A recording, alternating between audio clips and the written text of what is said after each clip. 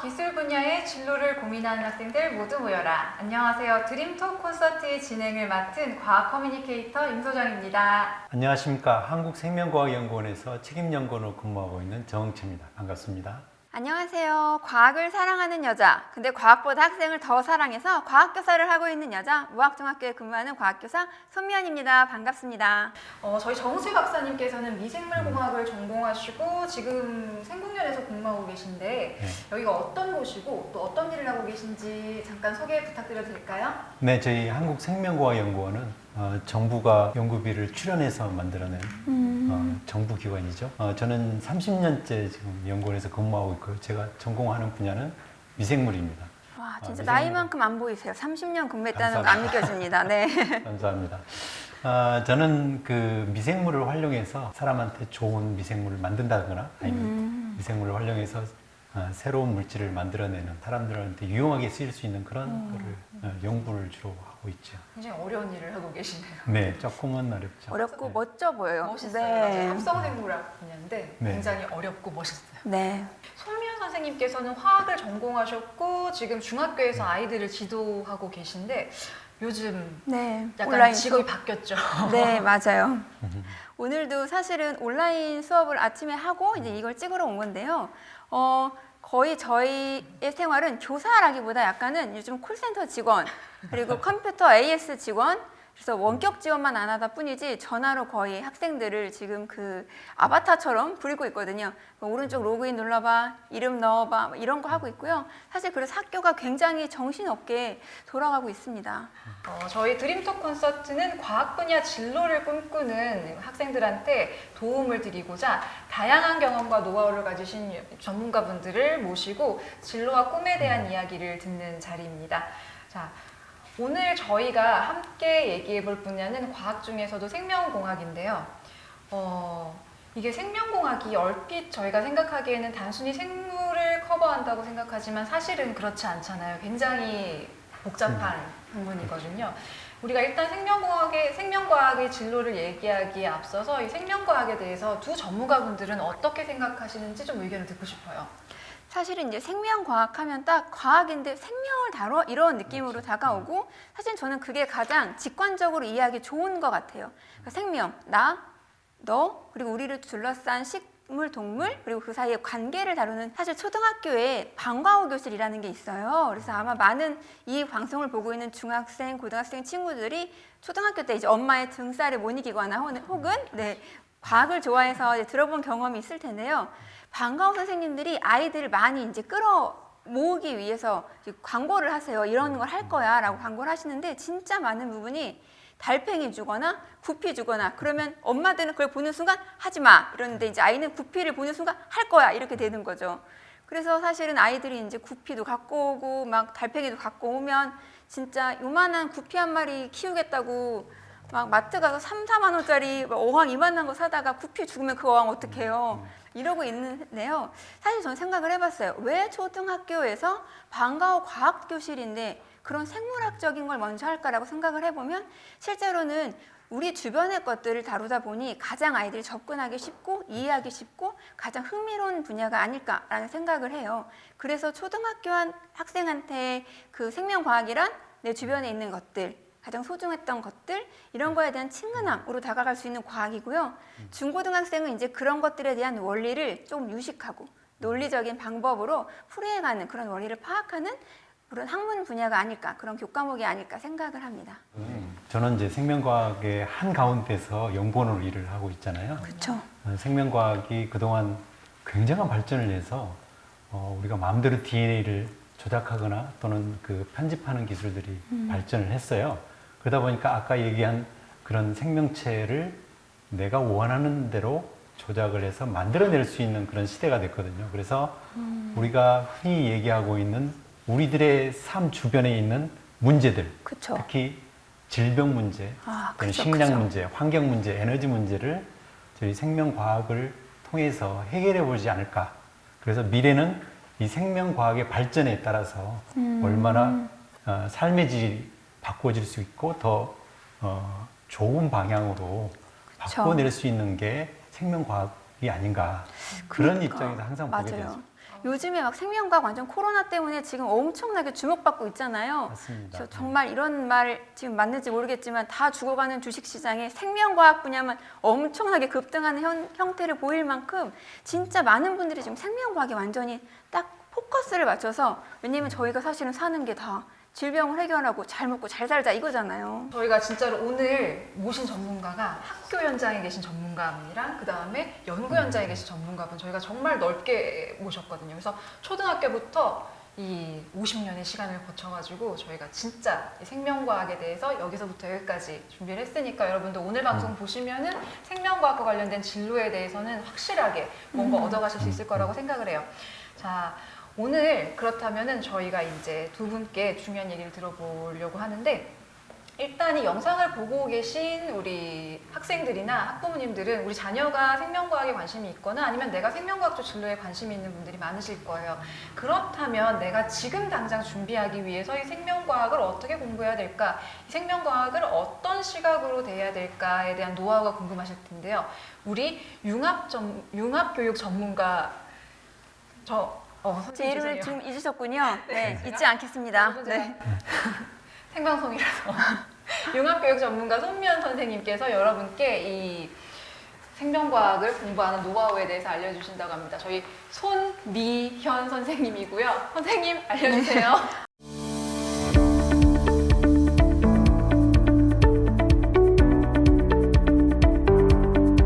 오늘 제가 발표하고 싶은, 얘기하고 싶은 주제는요, SOS 선생님 과학 공부 어떻게 해요? 라고 주제인데요. 저는 특별하게 생명과학을 어떻게 공부해야 되는지에 대해서 말씀을 드리려고 합니다. 왜 생명과학을 공부해야 되나? 이 얘기를 하기 전에 제가 아주 잠깐 좀 나쁘끄럽지만 상황극을 보여드릴 테니까요. 이 상황극이 무엇인지 맞춰주시면 돼요. 제가 변신을 하겠습니다. 네, 예쁘게 나오나요? 네. 자, 잘 들어보세요.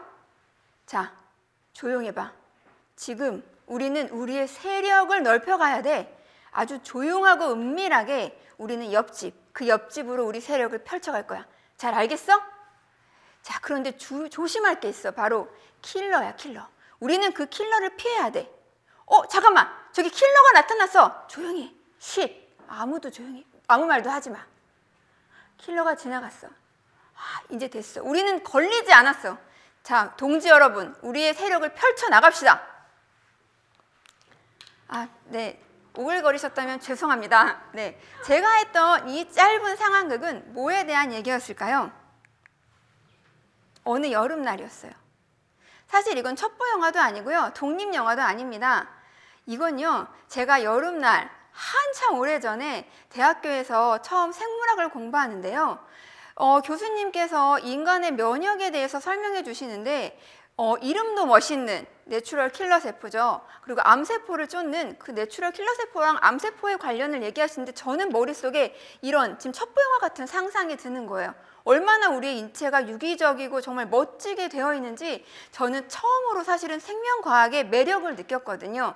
당연히 입시라는 문제를 떠나서였기 때문에 그런 편안한 마음을 가졌던 것 같아요. 그리고 또 얼마 전에 저도 이제 공부를 하느라고 대학원을 갔는데 대학원에서 하다 보니까 바로 1954년에 교육과정을 보게 됐어요. 54년이 언제냐면요. 6.25 전쟁이 끝나고 휴전 상태. 우리나라 교육열 진짜 대단하잖아요. 휴전 상태인데 교과서 수입해오고 교육과정 만들고 가르쳤어요. 근데 그 생명과학 분야가 뭐였냐면요. 보시면 전염병, 박테리아, 면역, 미생물 침입 이런 것들이에요. 왜 이런 것들을 가르쳤을까요? 바로 그때 위생 상태가 엉망이었기 때문일 거예요. 그리고 10년이 지났습니다.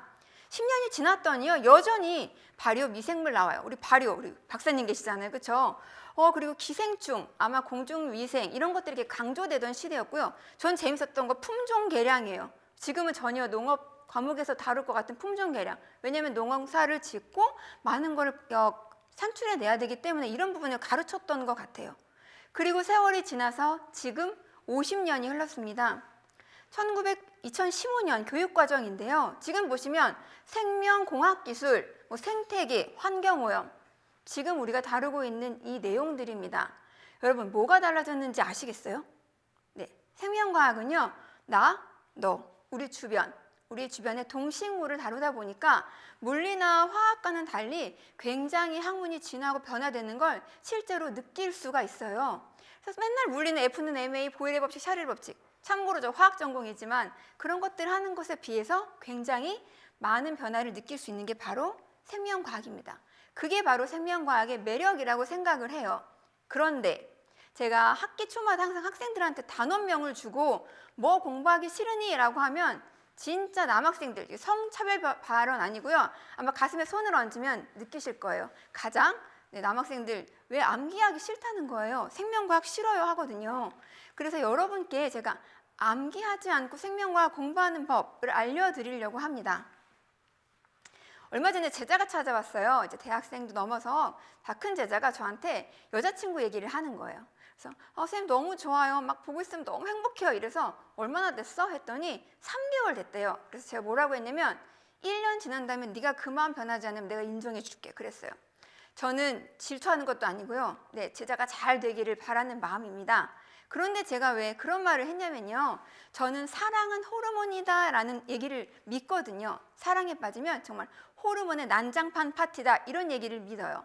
사실은 사랑에 빠지면요. 우리는 호르몬이 도파민, 옥시토신 이런 것들이 나온대요. 근데 그걸 암기하는 게 아니고요. 저는 여기서 생명과학을 공부하는 방법을 찾아냈습니다. 바로 뭐냐면 우리 생활과 주변을 연결시켜서 보는 거예요. 어떻게 보냐면 이런 거예요. 어떻게 나 애인이 생겼어. 너무 좋아. 가슴이 떨려. 내 몸에서 도파민과 옥시토신이 막 분출되나 봐. 막 이러는 거죠. 그러면 사실은 도파민과 옥시토신은 정말 모성애, 사랑의 호르몬이거든요. 그렇게 공부를 한다면 조금 더 재미있게 그리고 우리가 더 쏙쏙 이해가 되지 않을까 생각이 들어요. 여러분 AOA 아시죠? 심쿵의 가사 아세요? 제가 노래를 못하니까 타령처럼 어쩌면 좋아 심쿵해 내 품에 꼭 안기고 싶어 베이베 이런 노래가 있어요. 가사가. 근데 여러분 그 가사 보시면요. 노르에프네프린 이 호르몬의 완전한 그 현상을 그대로 가사에 옮겼어요. 이렇게 공부하면 얼마나 재밌겠어요. 그래서 여러분한테 드리고 싶은 말은 저는 딱딱한 과학 교과서를 접하기 전에 교양서를 먼저 보라는 거예요. 우리 많은 유명한 것들 있죠. 생명학 강의, 하리하라님의 책들 이렇게 생명학에 관련된 강의나 재미있는 책을 보면서 먼저 그렇게 접근을 하면 훨씬 더 재미있게 생명을 공부할 수 있겠다 생각이 들어요. 여러분 어떻게 공부해요? 맨날 이렇게 하죠. 옥시토신, 도파민, 옥시토신은 모성애를 일으키는 호르몬, 모성애, 옥시토신, 모성애, 옥시토신 이렇게 외우고 시험 문제 딱 모성애를 나오게 하는 유발하는 호르몬은 이러면 여러분 옥시토신 외우고 답에다 옥시크린 딱 쓴다니까요. 절대 그러시면 안 되거든요. 그러니까 항상 여러분들이 이렇게 생활 속에서 같이 학습하는 것들을 조금 키우시면 좋겠다라는 생각이 듭니다. 내가 그의 이름을 불러주었을 때 그는 나에게로 와서 꽃이 되었다. 김춘수님의 꽃이라는 시인데요.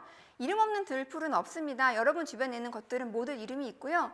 그 이름이 있는 것들을 따뜻하게 불러주고 관심을 갖고 상을 가지시면 바로 우리 생명이죠. 그런 것들에 관심을 가지시면 여러분들이 조금 더 수월하게 그리고 진짜 재미있게 생명과학을 공부하실 수 있지 않을까 하는 생각이 듭니다. 제 이야기 여기까지 하겠습니다. 고생하셨습니다. 지금 하시는 거 보면서 교사가 극한 직업이구나. 그럼요. 선글라스까지 끼시고. 네, 저는 교실에서 연기도 하고요. 세상에. 네, 저는 F는 MA 가르칠 때 막 책상에서 뛰어내립니다. 그래요? 네. 어떻게 보셨어요? 저희 방금. 제 강의가 할 말을 잃게 만드는. 너무 재밌었는데요. 아시잖아요. 생명과학이라는 게 단순히 생물만 하는 게 아니고 그렇죠. 화학이랑 다 연결되어 맞아요. 있으니까 네. 우리 나중에 또 그 얘기를 할 텐데 네. 지금 선생님이시잖아요. 제가 이렇게 대학교 졸업한 지도 꽤 지났기 때문에 되게 궁금해 드리고 싶었던 게 저 어렸을 때는 그래도 초등학교 다닐 때는 좀 과학 그때는 과학이 아니었죠. 슬기로운 생활이었는데 그 좋아하는 친구들이 조금 있었는데 점차 올라갈수록 다들 극혐하고 저 같은 경우는 제가 과학 좋아한다 그랬더니 애들이 조금 이상하게 보죠. 네, 요즘도 그런가요? 아주 없다고는 솔직히 말을 못 하겠어요. 사실 그 너무 안 좋은 이미지이긴 한데 아이들한테 과학자를 그려보라고 하면 혼자서 외톨이로 막 친구도 아무도 없이 막 머리 삐쭉삐쭉한 이런 걸 그리거든요. 하지만 실제 이렇게 예쁜 멋있는 과학자분들이 계신데 말이에요.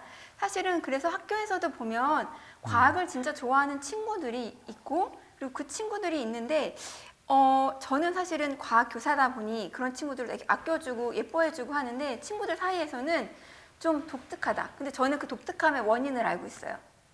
왠지 아세요? 호기심이 아닐까요? 호기심. 호기심. 맞아요. 그 친구들이 질문을 많이 하거든요. 질문을 많이 하다 보면 아이들이 싫어해요. 왜일까요? 맞아요. 저도 그랬어요. 그죠? 수업은 늦게 끝나거든요. 너무 잘 알아요. 네, 그래서 사실은 과학을 좋아하는 친구들이 질문을 하고 이런 것들이 조금 더 강화될 수 있도록 제가 칭찬과 격려를 많이 해줘야 되지 않을까 생각이 네. 듭니다. 그러면 학교에서 성적하고는 상관없이 굉장히 과학을 좋아하고 또 그런 학생들이 또 눈에 띌 때가 있잖아요. 그런 맞아요. 어떤- 그렇죠. 사실은 과학을 진짜 좋아하는 친구들은 매 수업 시간마다 끝나고 와서 자기가 공부했던 얘기들을 막 해요. 아, 그래요? 선생님, 저 이런 책 읽었는데요. 이러이러한 내용이 있었어요. 이렇게 그게 해요. 저였어요. 네. 좀 친구 있으셨죠? 네. 친구 한 명 네. 있었어요. 똑같은 애 있잖아요. 그쵸, 다행이에요. 한 명 있어서. 근데 이제 그런 친구들이 와서 이렇게 얘기를 물어보면 저는 안타까운 것 하나는 뭐냐면 그 친구들한테 사실은 어떤 그렇게 과학을 좋아하는 친구들이 조금 더 잘 앞으로 나아갈 수 있도록 할 수 있는 어떤 멘토들의 역할들이 좀 필요하지 않을까. 그렇죠. 그런 네. 것들이 좀 제도화되어 있지 않다는 것에 대해서 약간은 좀 아쉬움이 느꼈고요. 그 다음 두 번째 이제 기억나는 친구들 같은 경우에서 그 친구들에게 아쉬운 거는 뭐냐면 질문을 많이 해요. 그래서 선생님이 제가 아는 걸 다 대답을 해주고 근데 이 부분은 선생님도 잘 모르겠어. 우리 같이 알아볼까라고 했을 때 그 친구들이 대부분 안 알아와요. 즉 어떤 부분이 아쉽냐면 하나가 궁금했으면 그 하나를 정말 집요하게 파고드는 이제 그런 습관 이런 것들은 조금 더 길렀으면 좋겠다. 그래서 이 방송을 보는 친구들도 분명히 과학을 좋아하는 친구들일 것 같아요. 그래서 저는 그 친구들한테 꼭 해주고 싶은 말은 모르는 게 있으면 찾아보잖아요. 그러면 대충 이해됐다 그럼 넘기지 마시고요. 조금 더 깊숙하게 정말 이게 맞나? 이런 것들을 파고드는 습관이 조금 길러졌으면 그런 걸 연습했으면 그런 좋겠어요. 학생들이 좀 기억이 나요. 저희들 또 연구소에 있으면 궁금해가지고 방학 동안에 찾아오는 학생들도 있어요. 그러면 너무너무 반갑죠. 놀랍죠. 네, 놀랍죠. 근데 지금 되게 중요한 말씀을 해주셨는데 그 여러분들 뭐 과학하고 박사하고 한다 그러면은 막 머리가 막 반짝반짝하고 천재라야지 할 수 있다고 여러분들 생각하시잖아요. 근데 박사의 가장 큰 덕목이 뭡니까? 이 엉덩이가 무거운 무거워야죠. 거예요. 정말 그렇죠. 집요하고 엉덩이가 무겁게 이 노가다를 번질 수 있는 30년째 그래서, 공부하고 네. 있습니다. 박사들이 엉덩이가 커요. 그죠? 오래 앉아 있어가지고 진짜. 박사 비하 발언을 위험. 제가 실제 그래서 네. 네.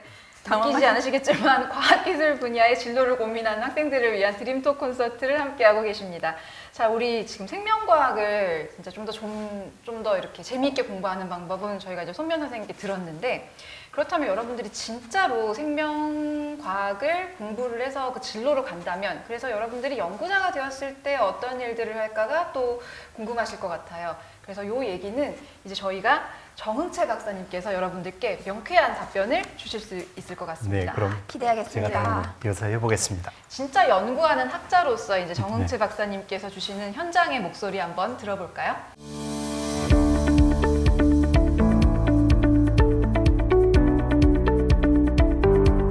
네, 생명과학의 분야를 어떻게 공부하고 이 분야에 대해서 미래는 어떻고 또 어떤 거를 공부를 해야 되는지 또 직업은 어떻게 찾아가는지에 대해서 간략하게 좀 말씀을 드리겠습니다.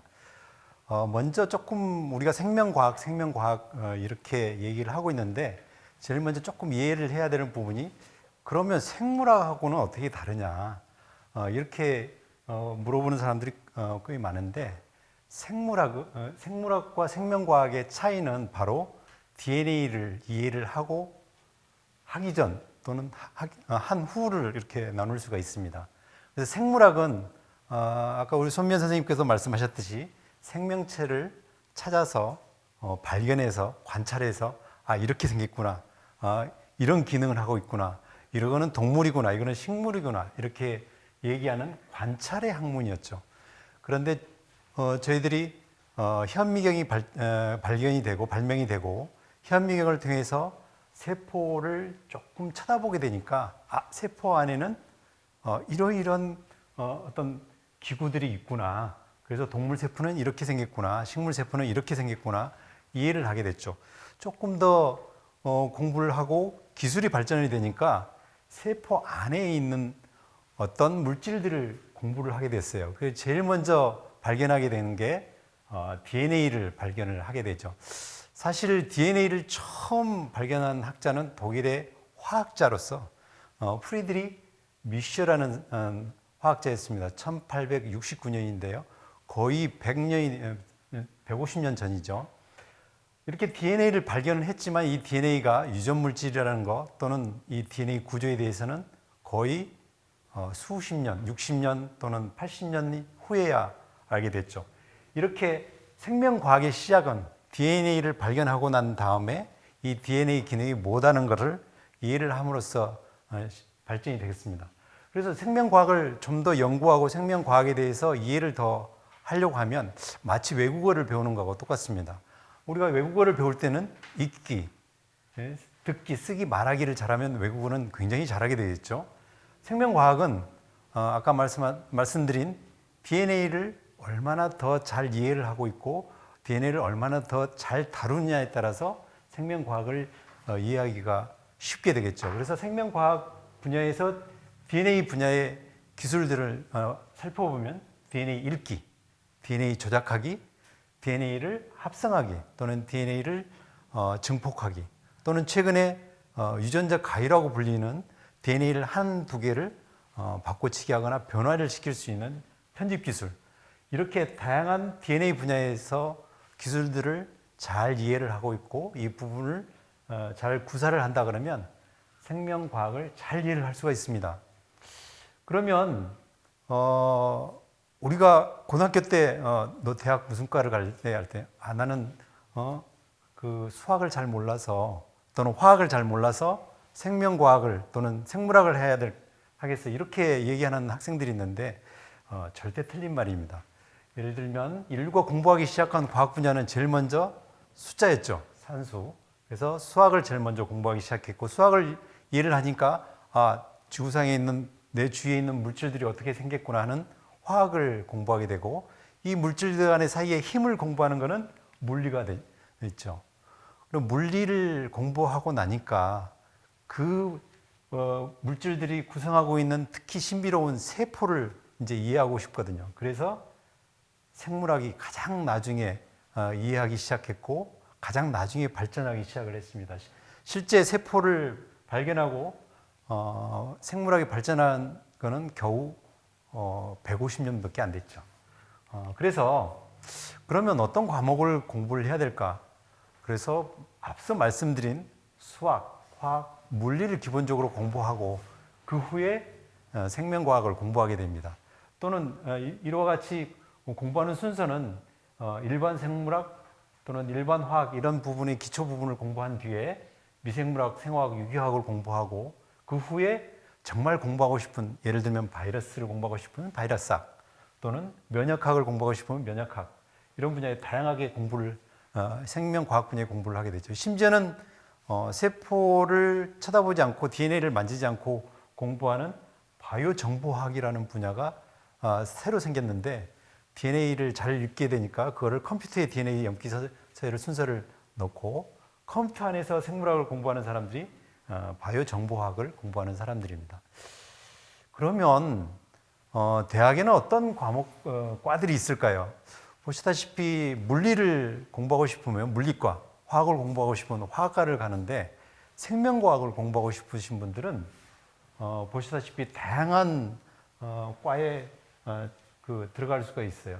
화학교육과부터 생물교육과 또는 자연과학대에 있는 화학과, 생물학과, 생화학과 또는 공과대에 있는 생물과학을 공부하는 과도 있어요. 생물공학과, 발효공학과 또는 생물화학공학과 이런 부분들이 있죠. 농과대도 마찬가지로 있죠. 농생물학과, 농화학과 또는 의과대, 치과대도 있죠. 보시다시피 굉장히 다양한 전공 학과들이 있고요. 또는 이런 분야를 공부를 하게 됨에 따라서 그러면 많은 질문들이 어디까지 그냥 공부를 해야지 박사님처럼 연구원이 될 수 있어요?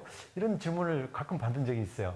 그래서 여기 요약을 해놨는데 학사만 졸업하거나 석사 졸업하거나 박사를 졸업해서 취직할 수 있는 직업군을 제가 말씀을 드렸어요. 일반적으로 기업에서 이 세 분야에 요구하는 퍼센티지는 어느 부분이 가장 많냐면 석사급의 연구원을 가장 요구를 많이 합니다. 그래서 한 50%는 석사급, 30%는 박사급입니다. 학사 출신을 요구하는 경우는 20% 미만이에요. 여기에서 딱 알 수 있듯이 생명과학 분야는 공부를 조금 더 많이 해야 되겠구나 하는 거를 알 수가 있겠죠.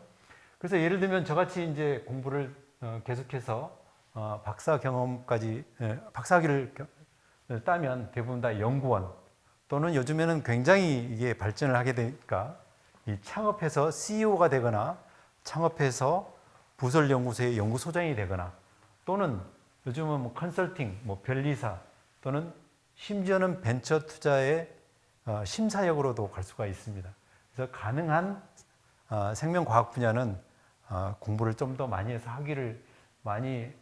학위를 따는 게 굉장히 중요하게 되는데요. 그게 핵심은 바로 어디에 있냐면 실험 경험이 굉장히 중요하다는 겁니다. 그래서 생명과학 분야를 전공하려고 하면 저 나름대로 생각할 때 이런 부분을 굉장히 중요하게 생각을 하고 있습니다. 제일 먼저는 기초 과목을 굉장히 충실히 공부를 해야 될 필요성이 있습니다. 예를 들면 요즘에는 융합 분야가 굉장히 중요하니까 융합 분야에 더 공부를 많이 하시는 분들이 계시는데 생명과학 분야는 화학이나 생화학이나 생물학이라는 기초적인 학문에 더 지식을 많이 쌓은 다음에 융합 분야를 공부를 하시면 훨씬 더 쉽게 접근할 수가 있습니다. 그 다음에는 아까 그 전공 분야의 학과를 말씀을 드렸듯이 굉장히 다양합니다. 분야 목표를 잘 정하는 게 굉장히 중요한데요. 생물의 다양성에 기반한 것처럼 분야가 다양합니다. 예를 들면 바이러스 또는 식물, 동물 또는 심지어는 인체에도 분야가 너무 많죠. 그렇기 때문에 자기가 하고 싶은 분야가 어떤 분야인지를 조금 정하는 게 굉장히 중요할 것 같아요. 마지막으로 정말 중요한 분야가 실험 경험이 매우 중요합니다.